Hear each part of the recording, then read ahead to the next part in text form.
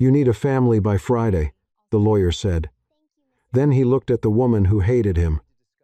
Evan Caldwell had survived a $2 billion merger that made 3 senators sweat, weathered back-to-back class-action lawsuits without losing a single night of sleep, and once stood perfectly still while a journalist threw a hot latte at his face during a press conference and said, calmly, "You missed my tie." He was not a man who flinched. He was, however, a man currently staring at his lawyer like Harold Fitch had just told him the building was on fire and also, by the way, it was his fault. "Say that again," Evan said. Harold didn't blink. Harold never blinked. It was one of his more unsettling qualities. You need to demonstrate a stable family environment before Friday. He set the manila folder on the desk between them, with the quiet finality of a man who had long ago made peace with delivering terrible news before 9 a.m. Preferably one that existed before this week. The 42nd floor of Caldwell Group's downtown tower was, on most mornings, Evan's favorite place on earth. Floor-to-ceiling glass. The city spread below like something he'd built himself. Clean lines, clean air, absolute silence, except for what he chose to let in. This morning, the silence felt like a verdict. 3 weeks ago, his sister Sophie had been driving home from a late shift when a driver ran a red light on Mercer Street. She was 31 years old. She had laugh lines already forming at the corners of her eyes, an opinion about every movie ever made, and a 7-year-old daughter named Lily who currently occupied Evan's $12,000 Italian leather sofa and had spent the better part of yesterday asking why there were no stuffed animals anywhere in the Point. Apartment. "It's a design choice," Evan had said. Lily had considered this for a long moment, then said, "That's sad, Uncle Evan." He answered to it now. "Donna filed Tuesday," Harold continued, turning pages in the folder with the measured pace of a man who billed by the hour and felt no particular urgency. "Donna and her husband, Mark. They have a 4-bedroom house in Pasadena, 2 golden retrievers, and a yard with an actual swing set." He paused. "The court tends to find swing sets compelling. I can buy a swing set. You live in a penthouse, Evan. I can buy a building with a yard."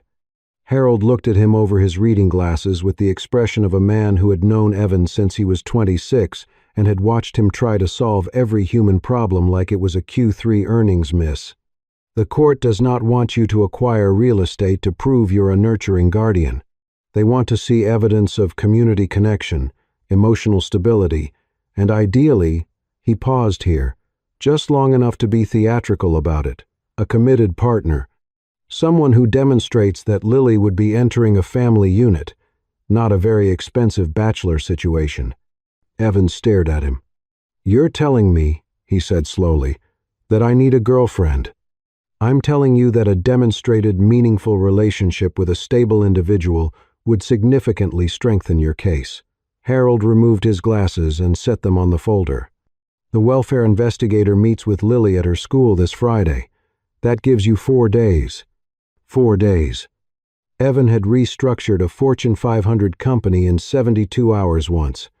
He'd turned around a PR disaster involving a leaked internal memo and a congressman in under 48. 4 days was, theoretically, enough time for anything. He pulled out his phone, opened Google, typed, and he would never admit this to another living soul, how to get a girlfriend fast.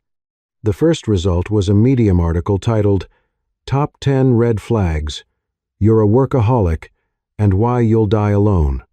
The thumbnail image was a stock photo of a man in a very nice suit eating lunch alone at his desk. Evan owned that suit. "That's you," said a small voice behind him. He turned. Lily was standing in the doorway of the conference room in her pajamas, the ones with the cartoon sloths holding a juice box and staring at his phone screen with the unsentimental clarity that 7-year-olds applied to all situations equally. "You're supposed to be at Mrs. Patterson's," Evan said. She had a phone call. Lily pointed at the article. "Uncle Evan, number 4 says you never talk about feelings. You never talk about feelings." I talk about feelings. Name one feeling. Harold made a sound that was almost certainly a laugh, converted at the last second into a cough. We're done here, Evan said. Harold closed the folder and stood, already reaching for his coat. One more thing. Lily's school, Eastside Elementary, the investigator will observe her there Friday afternoon. I'd strongly suggest you pick her up in person this week. Be present, be visible. He buttoned his coat with the composure of a man about to walk out of a problem that was entirely someone else's, and perhaps look into the question of a companion, sincerely this time, not via Google. He left. Lily finished her juice box. Evan sat for a moment in the kind of silence that had nothing peaceful in it, then picked up his car keys. He had never picked Lily up from school before. He hadn't known, until he was standing outside Eastside Elementary at 3:15 on a Tuesday afternoon, that the pickup line had a system, a specific, apparently sacred sequence of rules involving painted curb zones and a laminated number card he didn't have, and that violating this system would cause a woman in a yellow vest to look at him the way air traffic controllers looked at pilots who asked to land on a taxiway. He was still recovering from that when he walked through the main entrance and followed the hand-lettered signs down a hallway loud with the particular chaos of a school day ending and pushed open the door marked Room 7, Grade 2. The classroom was everything his office was not. Crayon drawings covered every wall, painted paper planets hung from the ceiling on fishing line. The reading corner had a rug shaped like a giant open book. It smelled like tempera paint and graham crackers, and every surface had something on it, a half-finished art project, a stack of readers, a jar of colored pencils with a small hand-drawn label that said, "Please put me back the right way." Lily was sitting cross-legged in the reading corner with two other kids, deeply absorbed in something that seemed to involve a lot of pointing. And at the front of the room, erasing the whiteboard with the particular efficiency of someone who had done this exact thing approximately 10,000 times, was a woman who turned when she heard the door. She was maybe 5 to 4, dark hair pulled back in a way that had probably started the morning neat and had since accumulated one escaped curl near her left ear. She had chalk on her sleeve, a lanyard with approximately 15 things clipped to it, and the expression of someone who was professionally warm to everyone who walked through that door until she wasn't. Her eyes found his face. Something shifted. "Can I help you?" she asked. Her voice was pleasant. Perfectly, carefully, pleasant. The way you might speak to someone standing on your doorstep whom you hadn't decided about yet. "I'm here for Lily. Lily Caldwell." He extended his hand on instinct, boardroom instinct. "Evan Caldwell." She looked at his hand. Then she looked at his face. She shook his hand with a firm, brief grip, and she smiled a composed, precise smile that reached her mouth with impressive accuracy and stopped there completely. "Oh," she said. The single syllable carried a weight he couldn't immediately identify. Evan Caldwell. Not a question, not a greeting. A recognition, the kind that preceded something. "I know who you are." Her eyes were calm. Her voice was warm. And somewhere in the space between those two things was something that, in a boardroom, he would have immediately recognized as, "This negotiation is not going the way you think." He had no idea what he'd walked into. But the smile on Maya Reyes's face told him, very clearly, that she did. "There are people you dislike for vague, half-formed reasons, the way they chew, the way they say, actually, the particular frequency of their laugh. It's petty, and you know it's petty, and you mostly let it go. And then there are people you dislike because, 18 months ago, they signed a piece of paper that demolished the only place in a 3-mile radius where kids who couldn't afford after-school programs could come on Wednesday afternoons and learn that the color green could mean something besides a traffic light. Maya Reyes was very clear on which category Evan Caldwell fell into. She had found out about the sale the way most people found out about things that were being done to their neighborhood rather than for it. After the fact, from a flyer stapled to a telephone pole. Caldwell Group acquires Eastside Community Center site. Development to begin Q1. The flyer had been there long enough to get rained on. The decision, apparently, had not. The Eastside Community Center had been many things to many people. But to Maya it had been, for 4 years, a Wednesday. Every Wednesday from 4 to 6, she set up folding tables in the main room, taped paper to the surfaces so the paint didn't bleed through, and taught 14 kids between the ages of 6 and 11 how to hold a brush like they meant it. Most of them came from the apartment blocks on the east side of the neighborhood, the ones that hadn't been renovated yet, the ones where the hallways still smelled like other people's dinners and the windows didn't quite seal against the wind in January. None of them paid for the classes. That had always been the point. She had stood outside the building on the last Wednesday before demolition began, with 9 other people and a handmade sign, in the light rain, for 2 hours. Someone from Caldwell Group's PR department sent an email the following morning. It used the phrase community impact considerations 4 times and the word unfortunately twice and said absolutely nothing. She had kept that email, not out of sentimentality, just so she'd never accidentally soften the memory. So when Evan Caldwell walked through the door of room 7 at 3:15 on a Tuesday in his $3,000 suit, she recognized him, the way you recognized a headline that had made you put the paper down. He looked exactly like his press photos, which was, somehow, the most irritating thing about him. He was tall in a way that made her classroom feel smaller, and he moved through it with the carefully managed discomfort of a man whose environments were usually more angular and considerably quieter. His eyes tracked the room in the systematic way of someone who assessed things before committing to them. She watched him clock the planetary mobile, the reading rug, the jar of pencils. She watched his expression do the thing that people's expressions did when they walked in here expecting chaos, and found instead that everything had a place and a purpose, and someone had thought very hard about where the light fell. She gave him nothing. Professionally pleasant, perfectly contained. Then Lily looked up from the reading corner and said, "Uncle Evan," and launched herself across the room with the full-body commitment that 7-year-olds brought to reunions of any duration, even if the duration was 6 hours, and Maya felt the familiar, involuntary unwinding that happened every single time one of her kids ran to someone who loved them. She had no control over it.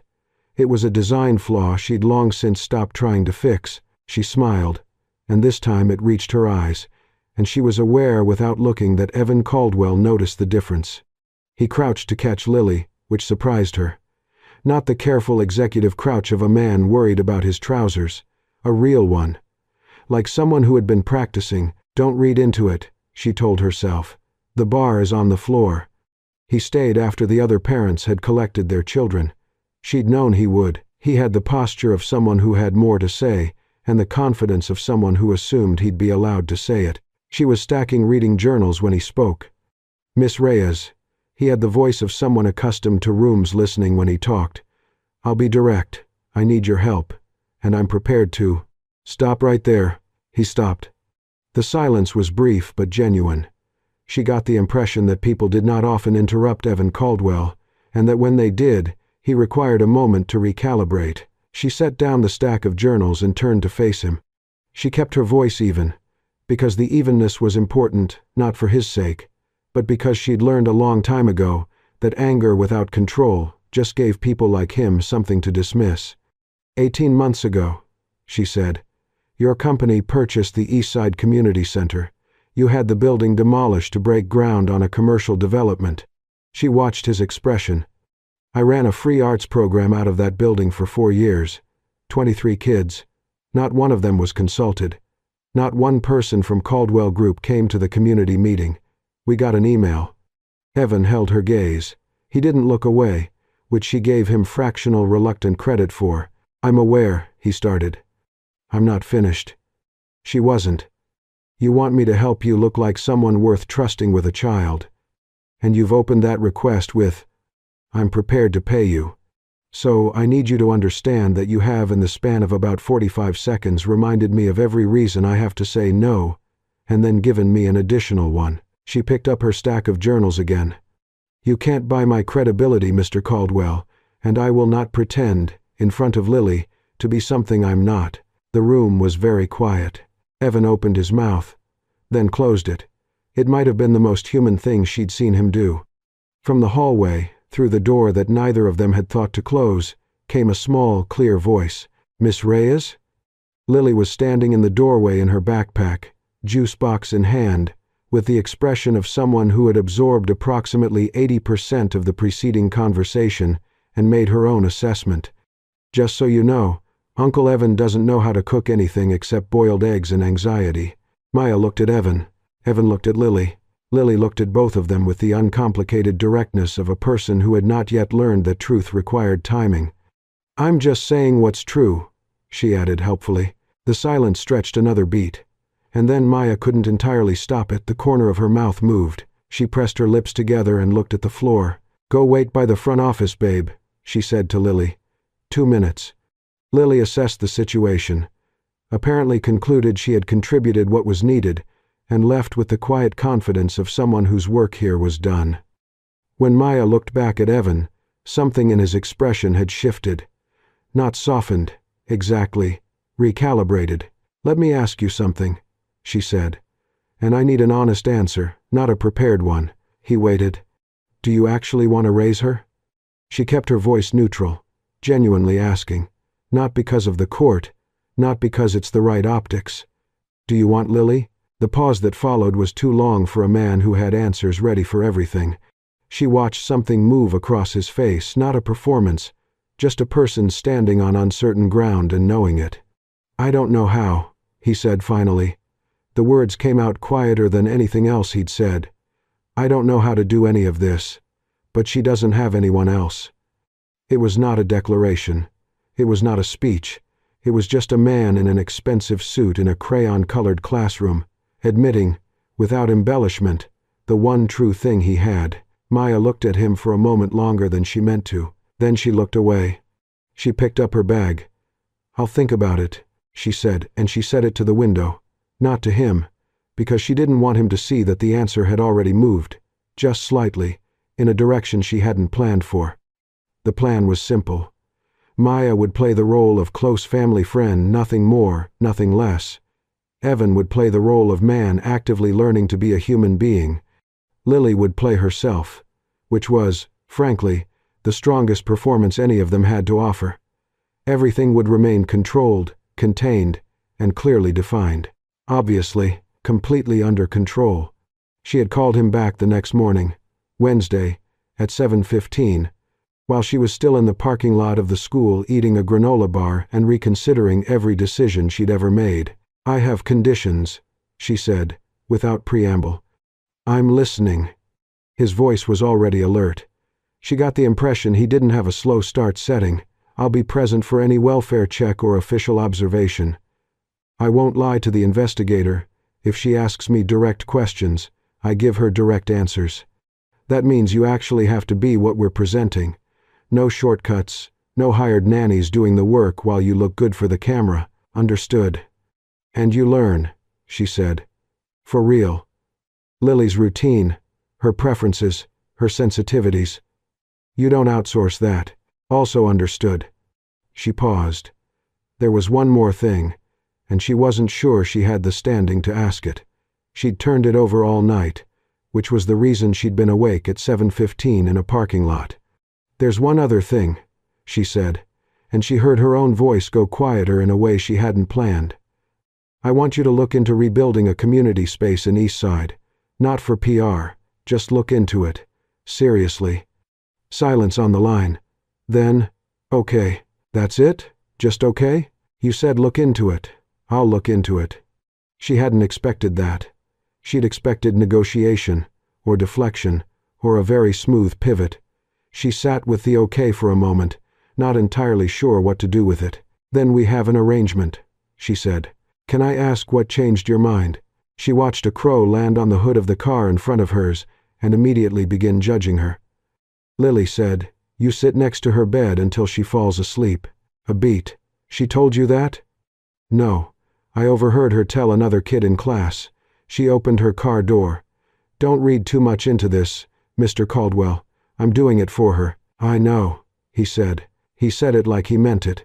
which was inconveniently more disarming than if he'd argued. The grocery store was Wednesday evening. Evan called from the cereal aisle at 6:47, which Maya knew because she was in the middle of grading a set of math worksheets, and her phone screen said E. Caldwell, with the small, exhausted energy of something that had been happening all week. She drew pictures on the list. He said, "There's a drawing next to string cheese that I think is supposed to be the cheese, but it could also be a ghost. Is it ghost-shaped cheese? Is that a product?" "Hez, it's just regular string cheese, Evan. There are 6 varieties here. Pick the one with the cow on it. 2 of them have cows. Then pick the one that looks most like a cheese." A pause. She wrote cereal, the good kind, and underlined it twice. "Which one is the good kind?" "Fruity O's, the pink box. That is not nutritionally. It's a Wednesday night. Buy the pink box." A longer pause. "She also needs, and I'm reading directly, unicorn kind or princess kind. I'm looking at 2 separate boxes and I genuinely cannot determine which takes priority." Maya set down her red pen. "Which one is she more this week? I have no idea how to answer that." "Then, buy both. That is not an optimal." "Evan." She said his name with the particular patience she reserved for students who were very smart and also very wrong. "Buy both boxes." She heard him put both boxes in the cart. She could tell by the sound, and something about the compliance, the complete absence of further argument, made her press her lips together against a smile she had absolutely not budgeted for. "Anything else on the list?" she asked. "There's a drawing at the bottom that I think is either a dog or a request for a dog." "It's a dog. Do not get the dog." "I wasn't going to get the dog." You hesitated. "I was reading the list." "Evan, I didn't get the dog," he said. Thursday evening, Lily sat at the kitchen island with a large piece of white paper and the specific focus of someone engaged in official business. "It's for school," she explained, without looking up. "My family tree." Evan stood on the other side of the counter. He looked at the paper the way Maya imagined he looked at financial projections that contained a number he hadn't been expecting, carefully, without reaction, processing something privately. The tree was drawn in green crayon. Good, solid branches. Some of the limbs already had names on oval shapes. Mommy, Grandma Reyes, Grandpa Caldwell. The ovals for Sophie had a small star drawn next to it, which Lily had done without comment, and which Evan had looked at for a long moment before looking away. Several branches were still empty. Lily chewed on the end of her crayon in a way that would have given Maya a professional eye twitch, then looked up with the expression of someone about to ask something that mattered. "Uncle," she said, "can I put people on here even if they're not family yet? Like, if I want them to be?"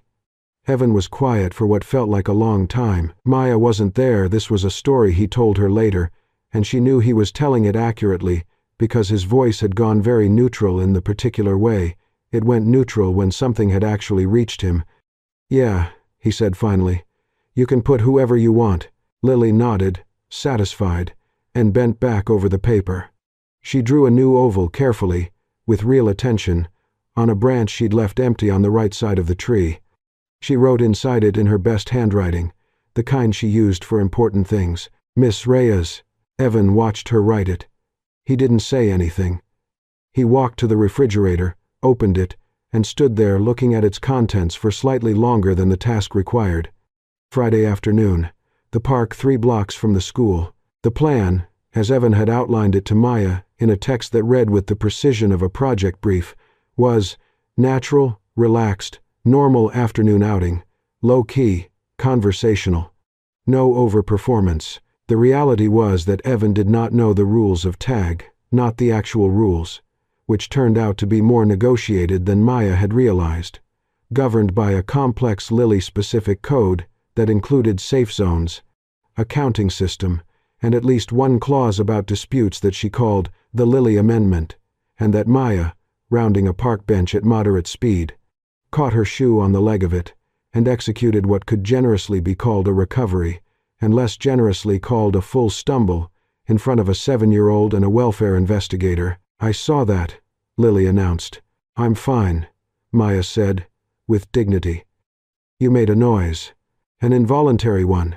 Lily considered this, then tagged Maya on the shoulder and sprinted away screaming "World Champion," which settled the matter. Mrs. Susan sat on a bench 15 feet away with a clipboard and the expression of a woman who had seen many things and would continue to see many things without revealing what she thought of any of them. She wrote something down. Maya could not tell what. She had been writing things down with maddening consistency all afternoon. Evan, for his part, was trying. Maya could see it. The effort was visible, in the slight stiffness of someone performing naturalness rather than inhabiting it. But underneath that, something that wasn't performance at all. He pushed Lily on the swings at exactly the height she asked for, and not an inch higher. When she fell off the climbing structure, a low one, no danger, more drama than injury, he was there before Maya was, checking her palms, making the right sounds. He was learning in real time, right in front of everyone, and he hadn't stopped trying once. Mrs. Susan spoke to Lily privately on the bench near the fountain, while Evan went to get water from the car, and Maya stood a careful distance away, watching the pigeons ignore a pretzel someone had dropped. She wasn't trying to overhear, she just didn't move away in time. "Do you like living with your uncle?" Mrs. Susan asked. Her voice was gentle, unhurried, the practiced warmth of someone who asked hard questions softly. Lily thought about this. Not a child's quick answer, but a real deliberation, the kind that meant she understood the question was important. "He doesn't know how to do a lot of things," Lily said finally. "Like he didn't know how to pack lunch right for the first 4 days. He kept forgetting the water." She paused. "But he's learning. He looks stuff up."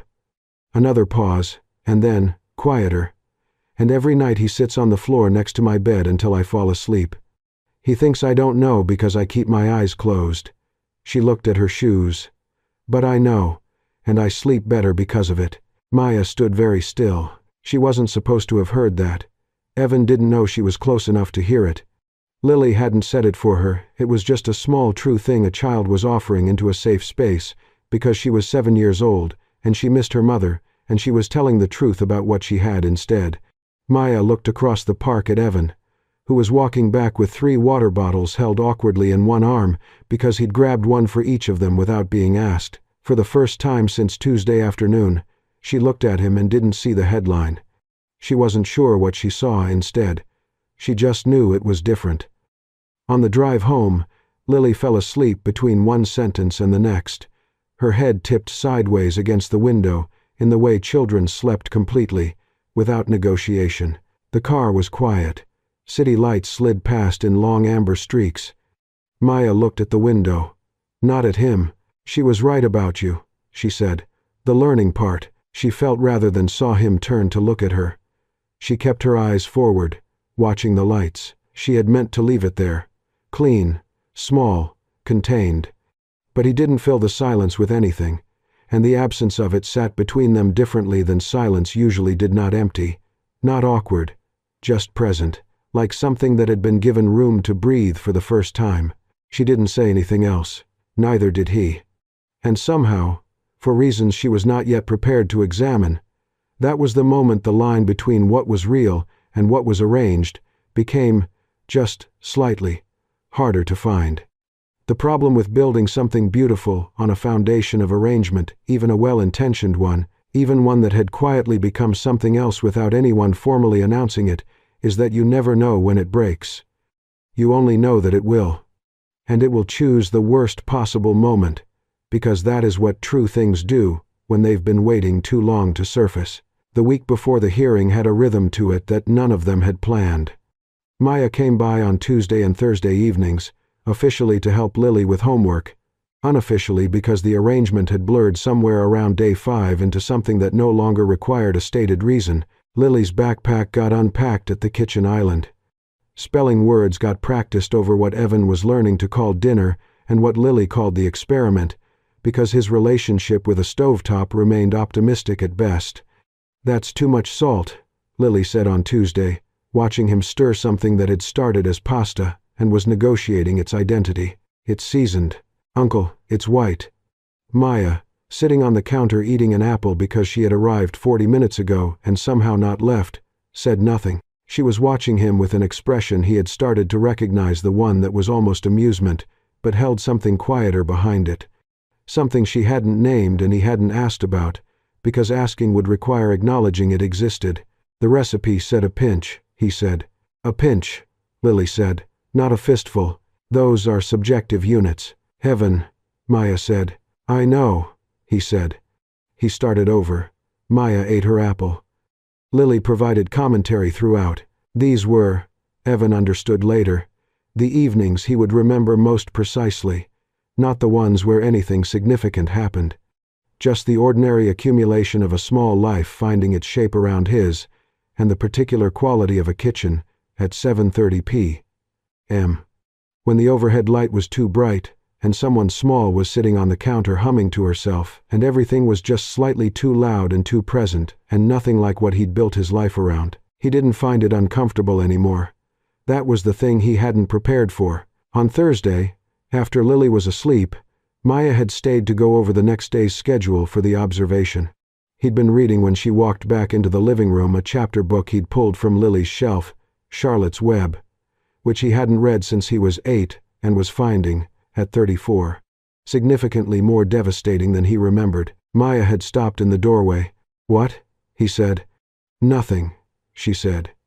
But she'd looked at the book, and then at him, and then she'd sat down on the other end of the couch and pulled out her own papers, and they'd sat in the same room doing separate things for 40 minutes, and when she left, she'd said goodnight like it was the most natural thing in the world.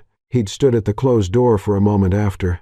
He wasn't thinking about the hearing. The message came to Maya at 11:47 on Wednesday morning, during her lunch break. It was from her colleague Priya, who had good intentions and a habit of forwarding things without reading the room, and it contained a link to an 18-month-old article from a local business publication with the subject line, "Is this the guy you're helping?" The article had a photograph. Evan at a press event, a week after the acquisition, was announced, composed, confident, the measured expression of a man who had already moved on to the next line item. The quote attributed to Caldwell Group's PR spokesperson used the phrase, economically underutilized space, to describe the community center, and long-term neighborhood investment to describe the office development that replaced it. Maya had read this article before. She had read it the week it was published, standing in her kitchen with her coffee getting cold, and she had felt the particular kind of anger that came from watching something you loved be reduced to a line in someone else's growth strategy. She read it again now. Same words, same photograph, same quote, different feeling. Before, it had been clean, a clear wrong, done by a clear stranger. Now it sat in her chest with an edge it hadn't had before, because now she knew the way he stood in a grocery store aisle genuinely puzzled by the cereal options, and the way his voice went careful when Lily mentioned Sophie, and the fact that he had read a children's book alone on a Thursday night to understand a 7-year-old better. That made it worse. It was supposed to make it better, and instead it made it worse. She put her phone down, picked it up, put it down again. She went back to her classroom and taught the afternoon the way she always did, completely, and her full attention on the 22 kids who needed it, and she didn't let herself think about it until she was in her car at 4 o'clock, and then she sat there for a long time before she started the engine. She texted him, "I need to talk to you tonight. In person." He replied in under a minute, "I'll be here." Lily was in bed. The apartment was quiet in the way expensive apartments were quiet, not silence, exactly, but an absence of the city, the world held at a deliberate remove. Evan was at the kitchen island when she arrived. He looked at her face when she walked in, and something in his expression changed, not defensively, just preparatory, the look of a man who recognized an oncoming conversation and intended to stay in his seat for it. She didn't sit down. "I need to ask you something directly," she said. "Did you read the community feedback before you approved the demolition order for East Side?" 1 second of silence. It was 1 second too long. "Yes," he said. He didn't reach for anything else. "Didn't qualify it. And you signed it anyway?" "Yes." She looked at him steadily, keeping her voice even because the evenness was the only thing she trusted right now. "Why?" He told her. He told her the whole of it, the acquisition timeline, the zoning approvals, the shareholder commitments, the window for breaking ground, that could not be moved without triggering a clause, that would have cost the company $40 million. He laid it out with the clarity of someone who had thought through it thoroughly and concluded, correctly within its own logic, that the decision was sound. Every word of it was accurate. Every word of it was exactly the problem. "So you read 23 letters from families in that neighborhood," she said, when he finished. "And you signed it anyway because the math worked out. It's more complicated than—" "I know it's more complicated." Her voice stayed flat. She would not let it do anything else. "That's not what I'm asking." She looked at him. "I'm asking whether it was wrong." The pause lasted long enough that she had her answer before he spoke. "The decision was defensible. That's not the same thing."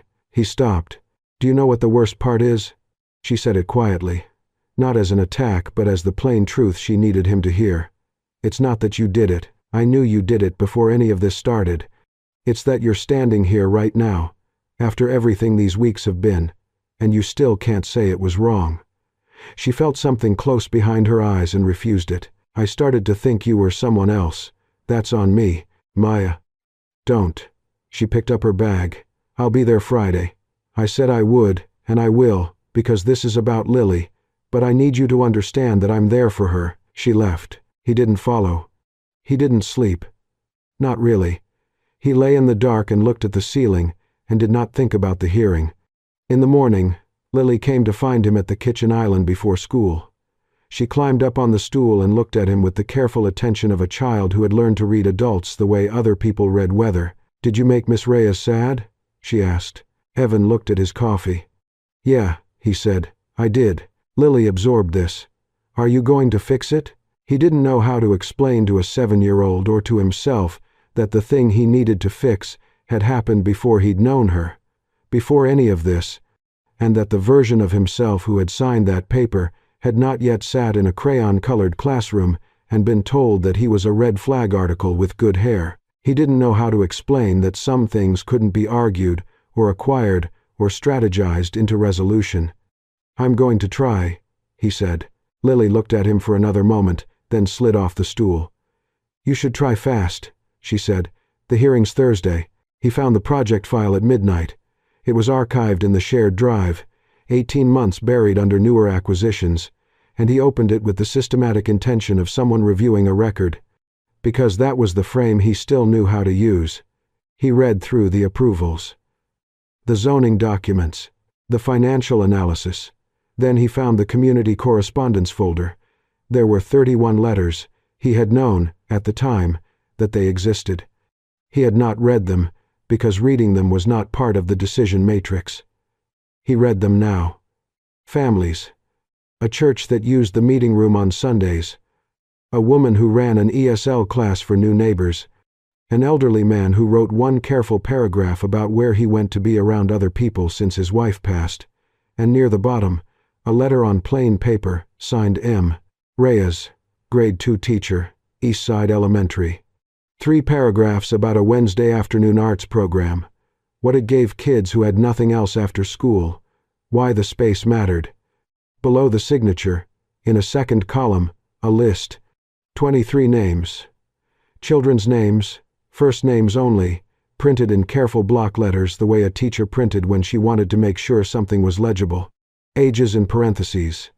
6 years old, 8, 7, 7, 9, 6. Evan sat with the paper for a long time. He wasn't looking at the names as a record. He was reading them the way you read something that had been waiting for you, that had always been there, that you had simply chosen, once, not to see. He closed the file. He sat in the silence of the apartment, the expensive, carefully constructed silence, and outside the door of Lily's room, the small nightlight she'd asked him to buy, the one shaped like a star, not a moon. She had been specific, made a thin line of yellow light under the door. He looked at it for a long time. Then he opened a new document and started to write. Evan Caldwell had learned, over 14 years of building a company, that an apology in business was a tool. Delivered correctly, it de-escalated, it repositioned, it moved the conversation forward. He had issued them with precision and zero personal cost, and they had worked every time. An apology to someone you loved, someone you hadn't yet allowed yourself to call that, even privately, Even at midnight, with a children's book on your lap, was the one thing he had no playbook for, no framework, no prior model to reference. He was, for the first time in a very long time, working without a net. He made the calls on Wednesday morning. Not from his office, from the kitchen, while Lily was at school, and the apartment held the particular quiet of a space that had learned, recently, to expect to be occupied. The district planning office first, then the East Side Neighborhood Association. Then his own legal team, to draft terms he'd been composing in his head since midnight, on the notes app of his phone, in the dark. The proposal was straightforward. Full funding for a new community space on the East Side site, built to the specifications of the neighborhood it would serve, governed by a community board with no Caldwell Group representation. The building would bear no company name. There would be no press release, no donor wall, no brand visibility of any kind. His communications director called back 20 minutes later. "Are you sure you don't want to announce this before the hearing? The timing would be no announcement," Evan said. "Evan, this is a significant no announcement." He paused. "And take my name off the proposal. List it as an anonymous donor through the foundation." A silence on the line. Then, "Is everything okay?" "I'm working on it," he said, and ended the call. He did not tell Maya. The hearing was Friday. Today was Wednesday. Those facts had nothing to do with each other, and he needed them to have nothing to do with each other, because the only version of this that meant anything was the one where he had done it on a Wednesday night after reading 23 names, 2 days before anyone would ever know. The family court hearing room was smaller than he'd expected. Wood paneling, fluorescent light, the ambient bureaucratic hum of a place where important things happened inside ordinary-looking rooms. Donna and her husband Mark sat at one table with their attorney. Evan sat at the other with Harold, who had arrived with 2 copies of every document and the expression of a man prepared for anything. Maya sat in the gallery with Lily, 1 row behind the bar. Lily was wearing her best dress, the navy one with the white collar that she'd chosen herself, and that Maya had helped her press that morning, a detail Evan had been told by Lily in full and unnecessary procedural detail. Mrs. Susan presented her report. She was precise, measured, and thorough in the way of someone who understood that what she said in this room mattered past its walls. She noted Evan's demonstrable progress. She noted Lily's clear attachment. She noted, in the particular careful language of welfare assessment, the positive presence in the household of a consistent adult figure, with whom Lily has an established and trusting relationship, and she did not name Maya, but every person in the room understood who she meant. Donna's attorney stood. He was the kind of lawyer who prefaced every question with a long look, as if the pause itself were evidence. "Miss Reyes," he said, without turning from the judge, "you've been described in the welfare report as a significant positive presence in the child's life during this period." He paused. "Is that relationship genuine? Or was your involvement arranged specifically to strengthen Mr. Caldwell's custody case?" The room went quiet. Every face turned toward the gallery. Maya sat with her hands folded in her lap, and Evan watched her. And in all the years he had spent reading rooms, reading the exact temperature of a silence before a vote, a verdict, a decision, he had never felt a pause like this one. It was not the silence of something unknown. It was the silence of something true finding the right words. Maya stood. She did it without hesitation, not defiantly, not dramatically. She stood the way she did everything, with the quiet, grounded sureness of someone who had spent years showing up completely for things that mattered. "It was arranged," she said. Her voice was clear and even, carrying without effort. "At the beginning." "Yes." A shift in the room. Harold made a small sound beside him. "But what I witnessed over the past 3 weeks," she paused, and when she continued her voice had changed, lost its courtroom register, and become something else, was a man learning how to love a child more than he loves being in control of things, learning how to sit on a floor in the dark and just be there. That is not something you can stage. She looked across the room, at Evan. "And I will not stand here and testify to something I don't believe. What I believe is that Lily is safe with him. More than safe." Evan looked at her. He had no next move prepared. No response calculated, no expression managed. He was just a man in a courtroom, looking at a woman who had told the truth on his behalf after he had given her every reason not to, and he had no idea what to do with that except feel it, which was he was discovering its own particular kind of terrifying and its own particular kind of relief. For the first time in as long as he could remember, not knowing what came next did not feel like a problem. The judge granted temporary custody to Evan, with a 6-month review. Standard language, careful conditions, the considered decision of a person who took the weight of it seriously. Lily, who had been sitting perfectly still through the entire proceeding with her hands in her lap like a very small person attending a very important meeting, stood up the moment the gavel came down and crossed the bar and walked directly to Evan and Maya and put one arm around each of them simultaneously. She was 7 years old and approximately 4 feet tall, and she held on with complete conviction. Evan put his hand on the back of her head. He didn't trust his voice. Lily pulled back just enough to look up at him. She leaned in and said, very quietly, into the side of his face, "I told you." He didn't ask her what she'd told him. He already knew. The courthouse hallway was marble and fluorescent and entirely without atmosphere, and it was where Evan caught up with Maya before she reached the door. "Hey," he said. She stopped, turned. He had prepared nothing. That was, he had decided sometime around 3 in the morning, the only way to do this correctly. "I read your letter," he said, "the one you wrote for the community center project, and the names below it." He held her gaze. 23 of them. Maya was very still. "I can't give that back," he said. "I know I can't, and I'm not asking you to forgive me today. I don't think I've earned that yet." He paused. "But I started fixing it. Not for the hearing. Not for any of this." She looked at him for a long moment. Something in her face moved, not softened, exactly, but opened. A door that had been closed making room. "I know," she said quietly. He waited.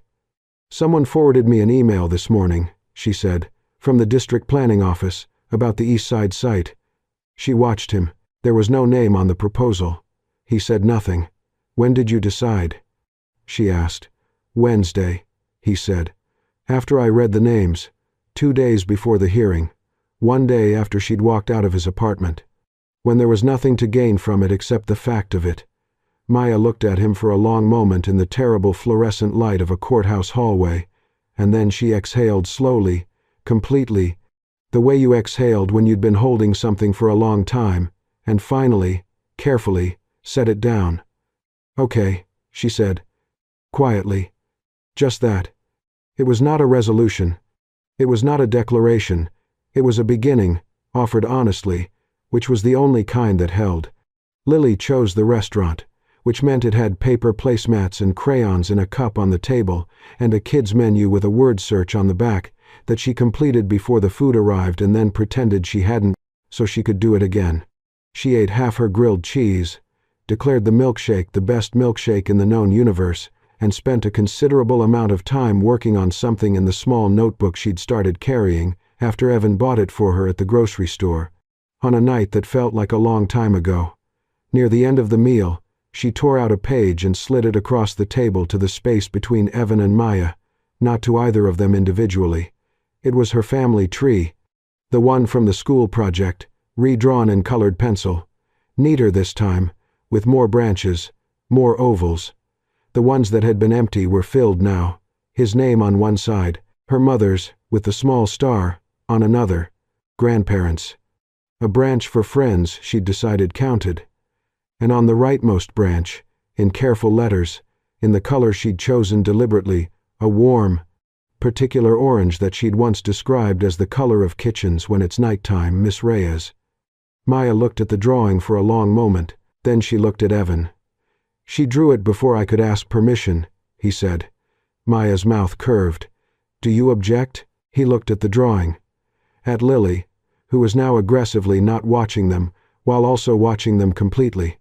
At Maya, in the warm, ordinary light of a restaurant that smelled like French fries and crayons, in a booth that was slightly too small, on a Friday evening that had started in a courtroom and landed, somehow, here.